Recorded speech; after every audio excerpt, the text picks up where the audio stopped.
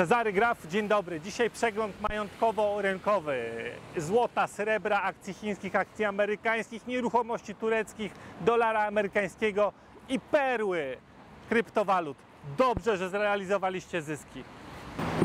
No, już niebawem przyjdzie czas na Dolce Vita tureckie, Dolce Vita polskie.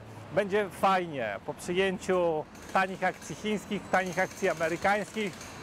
Nie robieniu nic ze złotem. Oczywiście lepiej, gdy ktoś przyjął po 4 niż po dzisiejsze 8 tysięcy złotych, ale to jest wciąż tanio tak naprawdę. Mamy 1820 dolarów za uncję, to jest cena niska. Pamiętajcie, że w momencie, kiedy złoto przebije 2200 dolarów, no, zacznie się rakieta. W momencie, kiedy przebijemy ATH, nie jest daleko do tego ATH, zacznie się wystrzał. W świecie, kiedy wszystko jest o 2-3 kliknięcia urzędnika od zajęcia, złoto nie jest, ponieważ złoto sobie śpi w miejscu przez nas wybranym, wie o nim jedna zaufana osoba, jeśli taką mamy, i jest ono pozasystemowe. Niestety, oczywiście w ramach rozkręcającego się totalitaryzmu, kolejnym jego wykwitem, ruchem jest to, że od 2022 roku w Polsce będziemy mieli limit transakcji gotówkowej do 20 tysięcy osób dla osoby fizycznej. Jest to w pewnym sensie prawne unieważnienie pieniądza, no bo co to jest, jeśli ktoś zebrał gotówkę, ma 500 tysięcy, milion, 10 milionów w gotówce i nie może tego wydać gotówkowo. Nie może tego wydać gotówkowo, a chce. Czyli to są jego pieniądze, czy to nie są jego pieniądze? No tu się pojawia wątpliwość odnośnie tego. Ten limit troszeczkę będzie komplikował handel złotem, w szczególności handel złotem anonimowy, no ale po to jest na przykład Turcja, gdzie gotówka absolutnie w ręce nikogo nie parzy, nikogo nie oburza, nikogo nie obraża. Jest to naród z kapitalizmem we krwi. Turcja podniosła limit do 400 tysięcy dolarów, jeśli chodzi o nieruchomość paszportową.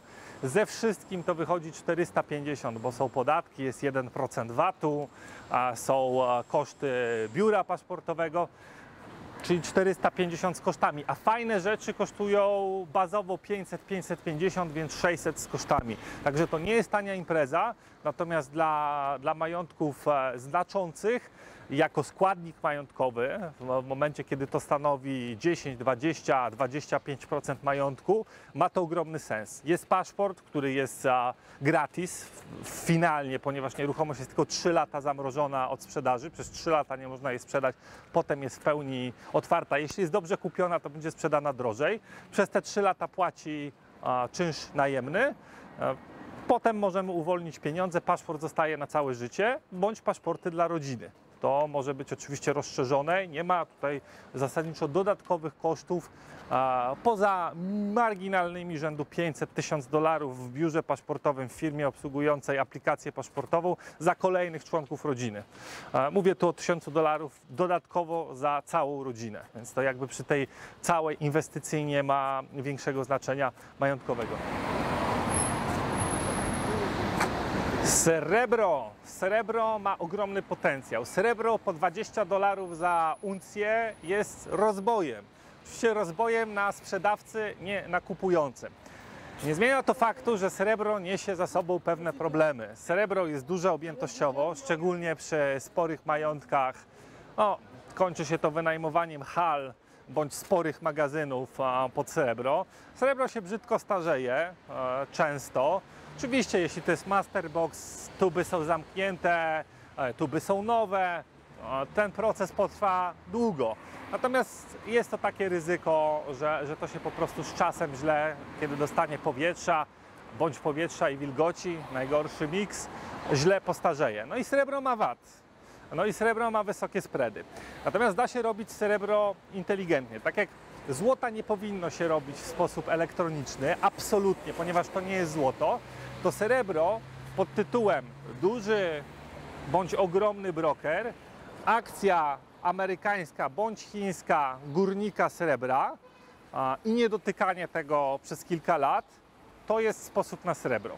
Unikamy VAT-u, unikamy przechowywania, unikamy starzenia się, unikamy spreadów, natomiast akcja górnika reaguje, nawet przereagowuje w pewien sposób ceny srebra, czyli jeśli mamy dla przykładu 100% srebro w górę, to akcja idzie 150-200%. Jeśli mamy srebro w dół, to akcja idzie w dół. Jeśli ono idzie 20% w dół, akcja potrafi pójść 40 czy 45. Sęk w tym, a może i nie sęk, a może i okazja majątkowa, że srebro za bardzo w dół, gdzie nie ma iść. Przy obecnym wolumenie M1, M2, M3 cena w okolicach $20 za uncję trojańską srebra jest ceną godną zainteresowania. Trwa przedsprzedaż przeglądu 50 apetycznych firm chińskich. Jest to konkretne omówienie najbardziej perspektywicznych chińskich spółek akcyjnych. Przegląd będzie zawierał modelowy portfel akcji, czyli portfel złożony z 17 spółek chińskich, możliwy do zastosowania w majątku na następne minimum 3, optimum 5-7 lat. W przeglądzie znajdą się także praktyczne informacje, czyli brokerzy, proces zakupu i sprzedaży, omówienie okazji oraz pułapek. Przegląd będzie w formie audio-wideo. Przegląd będzie dynamiczny i bez przynudzania. Aby zakupić przegląd 50 apetycznych firm chińskich, należy napisać e-mail na adres info@cezarygraf.pl. Różne czarne łabędzie latają nad światową gospodarką. Kryzys migracyjny związany z cenami żywności, cenami energii. Odcinanie Rosji od obwodu kaliningradzkiego. To jest machanie czerwoną płachtą przed bykiem. Jeśli komuś zależy na eskalacji konfliktu, tak powinien odcinać Rosję od obwodu kaliningradzkiego. Inne zjawiska takie jak stagflacja, czyli nie ma już za bardzo możliwości drukowania, żeby pobudzać, wszystko już jest wystymulowane, natomiast nie chce rosnąć, zbliża się w okolice zera przyrost gospodarczy po to, żeby niebawem wyraźnie znaleźć się poniżej zera i nie można stymulować. Co więcej, nie da się wystymulować ropy z ziemi, gazu z ziemi, metali z ziemi, produkcji, czyli potem przetwórstwa tego nie da się wystymulować. Trzeba robić. Cyferek jest dużo, nie ma komu robić. Czarne łabędzie latają nad światową gospodarką. Będzie ciekawie. Dobrze, że macie popcorn, dobrze, że zrealizowaliście zyski z krypto. Pośród kryptowalut zaszły wszelkie procesy, które kryptowaluty miały zlikwidować. Ten cały rak, który narósł w systemie finansów tradycyjnych, pojawił się tam do kwadratu, być może nawet do sześcianu, okraszony kolorowymi koszulkami, jednorożcami, ale taką samą chciwością, jeśli nie większą, bo często to byli ludzie, którzy się jeszcze nie dorobili, niż w świecie finansów tradycyjnych. Jest to teraz cyrk, domek z kieliszków czy z kart, taka piramida z podstawą zbudowaną z Tethera, USDT, następnie z DeFi'a, który płaci po kilkadziesiąt procent, najczęściej z czarowanego z powietrza Tethera. Na to wszystko sos czekoladowy, dużo chciwości, dużo hype'u, dużo marketingu, dużo wsadzania ludzi, którzy poczuli możliwość wyrywania się z problemów finansowych poprzez zakup bitcoina po 60, 65, 69 tysięcy dolarów, poprzez zakup ekocoinów, które teraz kosztują 30-50 centów, będą jeszcze tańsze, a kosztowały 3-5 dolarów. To są bardzo duże straty. To są bardzo duże straty, niekiedy papierowe jeszcze, ale mało kto to wytrzyma. Sensownie majątkowo, co widzimy teraz jak na tacy, było zainteresować się to, o czym mówiliśmy na kanale i innych kanałach, kryptowalutami w roku 18, 19, 20. Mowa oczywiście o ostatnim cyklu i sprzedaży tego z grubsza w roku 2021, kiedy było drogo. Zarówno bitcoina, jak i altcoinów. Mam tu przesłanie do braci bitcoinowej.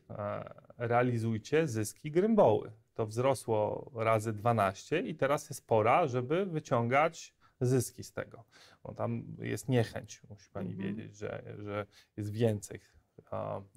Chciwość została rozpalona. Bitcoin i kryptowaluty bardzo dynamicznie rosły przez ostatnie... Dużo jest pytań na temat i też jak kiedy wchodziłam do pana, czy na Twittera, czy na Facebooka, to też widziałam, że te osoby, które pana znają, to w sprawie tego Bitcoinu niektórzy dziękują, że coś pan poradził, też dobrze. Kupujemy tanio, sprzedajemy drogo. Jak było tanio, kupowaliśmy, jak jest drogo, to trzeba sprzedawać. Jest coś takiego, że jest takie opium rosnących wycen. W momencie, kiedy to rośnie, nie chce człowiek się z tym rozstawać. Ma poczucie, że Bitcoin będzie pracował za niego do końca życia, będzie jedynym żywicielem jego rodziny. Obawiam się, że to się może źle skończyć i realizujcie zyski.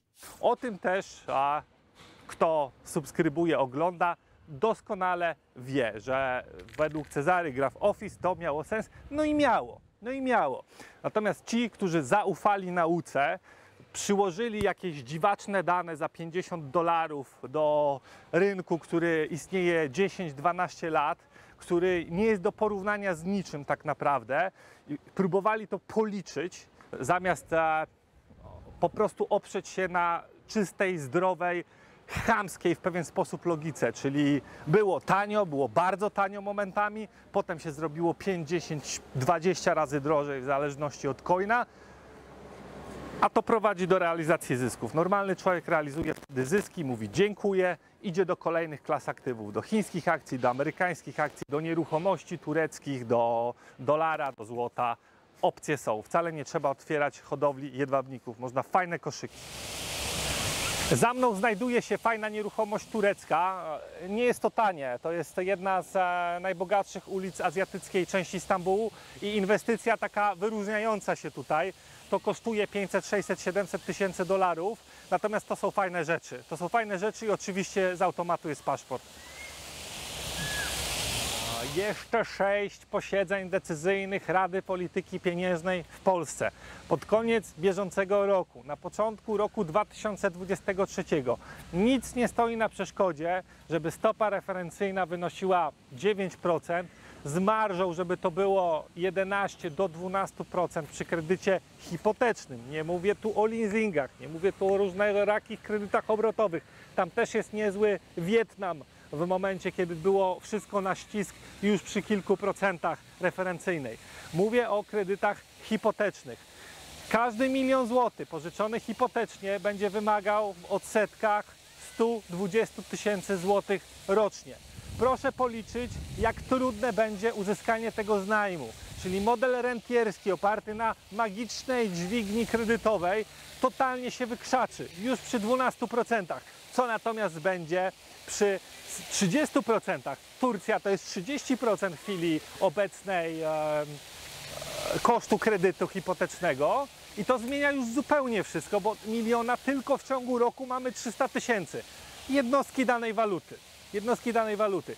Z tym, że Turcja była przyzwyczajona do tego, bo to jest tak tu od dawna i każdy biznesowo to wliczał, kalkulował, musiał. Więc jeśli robił takie rzeczy z jakiegoś powodu, to wiedział, jak to działa. Natomiast w Polsce jest nieco inna sytuacja, ponieważ ze stóp nieistniejących mikro przez pewien moment 0,1 plus marża idziemy do stóp 10, 15, 20%. I to jest jak wyrzucić dziecko z poddasza do walki w Kalkucie o życie. Nieprzygotowane biznesowo czy nieruchomościowo. Zapłaczę gorzko. Jesteśmy coraz bliżej i bliżej pełnego optymizmu majątkowego. Oczywiście w momencie, kiedy jest to zrobione prawidłowo, czyli mamy zyski z krypto, mamy zbierane przez ostatni rok, być może jeszcze przez kolejne 6 do 9 miesięcy tanie akcje chińskie. Zaczniemy sobie za 6 do 9 miesięcy od teraz zbierać tanie akcje amerykańskie. Nasdaq poniżej 8 tysięcy punktów to będzie rozbój, S&P poniżej 3 tysięcy punktów to będzie rozbój, znowu na sprzedającym, nie na kupującym. A kupować trzeba tanio, sprzedawać trzeba drogo. I jakoś tak jest, że naród chce odwrotnie. Naród pragnie laserowych oczu. Pragnie bitcoina po 65 tysięcy dolarów, nie chce go po 5 tysięcy dolarów. Pragnie Hang Sengu po 65 tysięcy punktów, po 20 tysięcy punktów Hang Seng jest ble. Natomiast majątkowo nie ma to sensu. Majątkowo mądrzej jest kupować tanio, dobre rzeczy. Mowa jest często o ryzykach płynących z chińskich spółek. Natomiast Chiny nie odłączą się od Stanów, a Stany nie odłączą się od Chin. Chiny to fabryka świata, Stany, Europa zaczynają mieć potężną inflację. W momencie, gdyby odcięły się od fabryki świata, byłby epizod hiperinflacyjny bardzo szybko, a oni nie są jeszcze na to gotowi. Oczywiście docelowo plan jest prawdopodobnie taki, żeby zresetować system hiperinflacyjnie, wprowadzić nieobciążone długiem CBDC i zacząć zabawę od nowa już z lepszymi zabawkami. Natomiast te waluty banków centralnych cyfrowe są jeszcze na zbyt wczesnym poziomie zaawansowania, żeby to zrobić już. Do resetu hiperinflacyjnego została jeszcze chwila czasu. Drogą do sukcesu majątkowego jest przyjęcie tanio składników majątkowych, dobrych składników majątkowych u dobrych, dużych instytucji poza złotem bulionowym. Oczywiście ono tylko pod własną kontrolą, tam nie ma dobra, zła instytucja. I nie mieszanie przy tym. Praca, kombinowanie, Forexu nie odwiedzanie. Myślcie mądrze o swoich pieniądzach.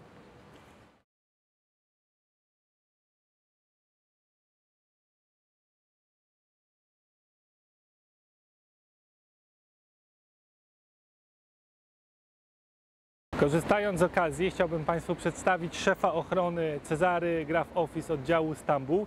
W walce z innymi szefami ochrony i bezpieczeństwa stracił część ucha, ale jest dzielny.